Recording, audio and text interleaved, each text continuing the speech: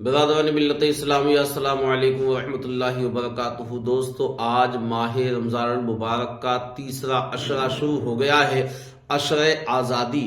رسول فرماتے ہیں، پیارے آقا صلی اللہ علیہ وسلم نے ارشاد فرمایا کہ پہلا عشرہ رحمت، دوسرا مغفرت۔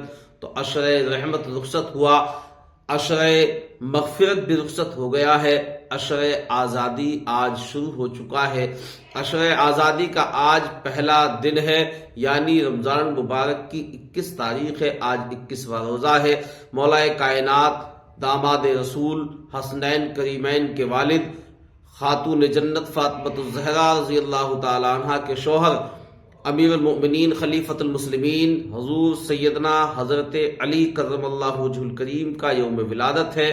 آپ کے دور خلافت میں بہت سارے کام ہوئے، آپ نے اپنے دور خلافت میں بڑے بڑے اہم فیصلے دیے۔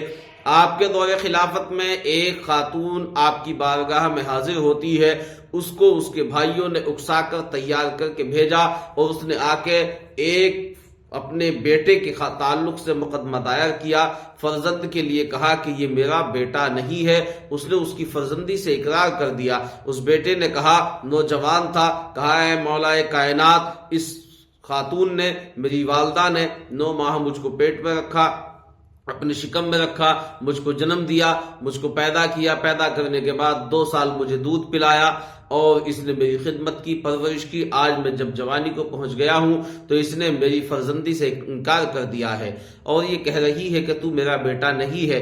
مولا کائنات حضرت علی کرم اللہ وجہ الکریم نے ارشاد فرمایا، اے خاتون، کیا یہ تیرا بیٹا نہیں ہے؟ جو کہتی ہے، سرکار میں تو اسے جانتی بھی نہیں ہوں، میں نے تو اس کو دیکھا ہی آج پہلی بار ہے، اور یہ میرا بیٹا ہونے کا دعویٰ کر رہا ہے، میں کیسے اس کو اپنا بیٹا مان لوں؟ مولا کائنات کا علم دیکھیے، اللہ کے رسول سرور کون و مکان صلی اللہ تعالی علیہ وسلم کی عطا سے مولا کائنات کو کتنا علم ہے، رب تبارک و تعالیٰ نے کیا ذہانت دی ہے۔ مولا کائنات حضرت علی کرم اللہ وجہ الکریم ارشاد فرماتے ہیں، اے خاتون، میں آج ایسا اہم فیصلہ کروں گا، ایسا فیصلہ کروں گا کہ عرش والا بھی اس فیصلے سے خوش ہوگا، اور آج میں تیرے لیے ایک ایسا فیصلہ کر رہا ہوں کہ جو تجھے بھی منظور ہوگا اور سب کو منظور ہوگا۔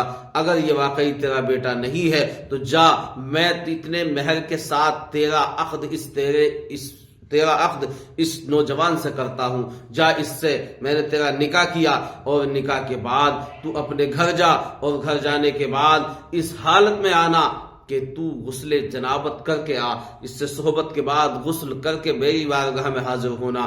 جب اتنا کہا تو وہ عورت کانپ جاتی ہے اور کہتی ہے، شیر خدا، اے شیر خدا، اے شیر خدا، اے امیر المومنین، اے امیر المومنین، میں ہلاک ہو جاؤں گی، میں برباد ہو جاؤں گی، آپ یہ کیا کر رہے ہیں؟ میرا نکاح میرے بیٹے سے۔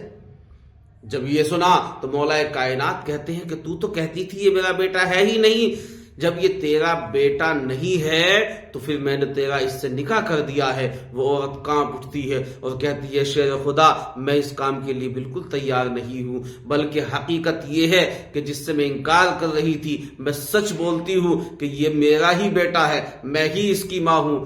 تو پھر ایسا کیوں کر رہی تھی؟ ایسا کیوں کر رہی تھی؟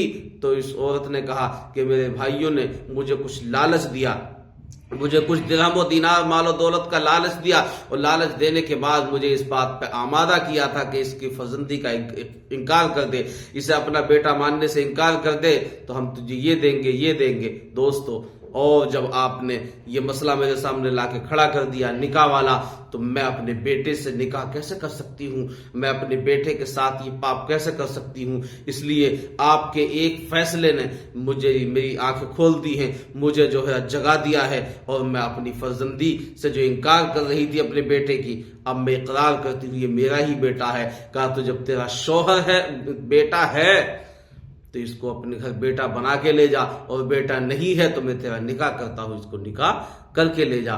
دوستو، کیا شان ہے مولا کائنات کی، کیا علم ہے!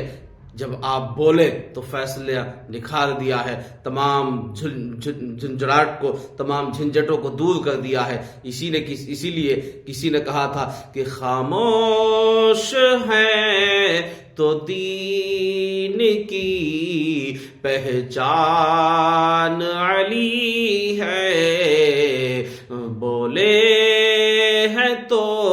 لگتا ہے کہ قرآن